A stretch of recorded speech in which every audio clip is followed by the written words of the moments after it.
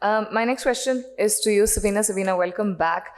When we talk about, in context particularly of Pakistan, there are a lot of social and cultural considerations that need to be taken account. So what social and cultural considerations particularly impact women's decisions to migrate to Gulf countries? So there will be two shades to this. There are obviously the economic drivers. A lot of people will migrate for economic reasons. We did hear yesterday that there are many other reasons for migration, crisis induced, for example. But the focus generally, we've been talking about economic migration. So obviously the biggest driver is economics. Women would migrate for reasons to escape poverty, to, there are low employment opportunities here. If you migrate, you probably get better wages within the same occupation. Okay. So that would be one reason. However, and when you look at the migration patterns from Pakistan, particularly for women, you see there is this high end of spectrum where highly skilled women will go, primarily as doctors, for example. Right.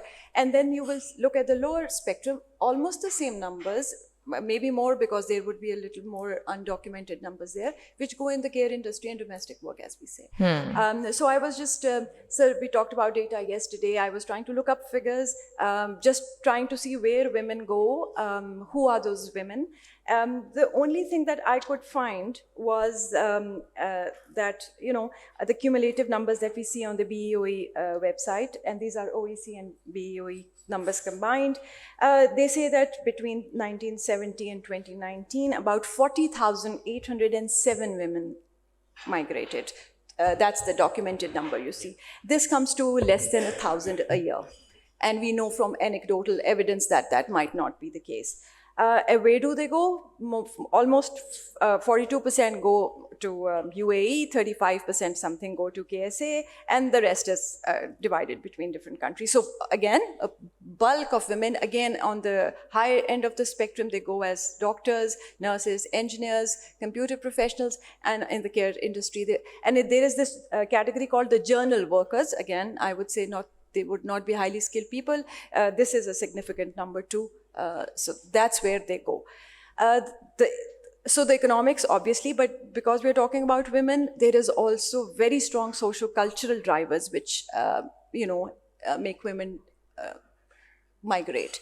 One of the things that comes across is that the agency to make that decision, if to migrate and where to migrate, is not entirely women's. So from what we know, women migrate because there is family pressure for them to migrate, because they are asked to migrate. It's not necessarily their own choice. There are women who will, again, I will make the distinction, women who will choose to do this more independently because of career progression, but then there is also a lot of them who will not be making this decision independently.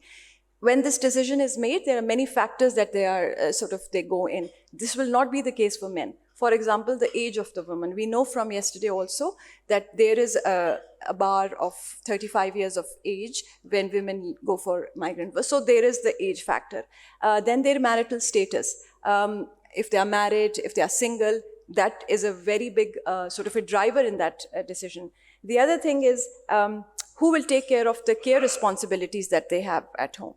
So somebody needs to be there to take over that work so that these women can go. So there are lots of drivers, and any policy, anything that we want to make to encourage safe migration, it can't be seen only from the economic point of view. There are lots of cultural undertones in this, and they need to be taken into consideration when we are since it's a policy dialogue, and that's what we would be talking about, we have been talking about. So these are the two dimensions, I think, that need to be looked at in totality, so that whatever we decide then, the policies we formulate, they are more needs-specific and migrant women-focused. And do you think, if I could just extend the question, do you think also with the current, with the recent reforms that are taking place in the destination countries, if we talk about KSA and the Middle Eastern countries, which are now more open and a little more conducive to the kind of opportunities that are being provided to women, because that was also a limitation earlier. Do you think that would also change the pattern of migration for women from Pakistan? So that would be the pull factor, definitely. But then we also need to see, are we really preparing our women to exactly for them?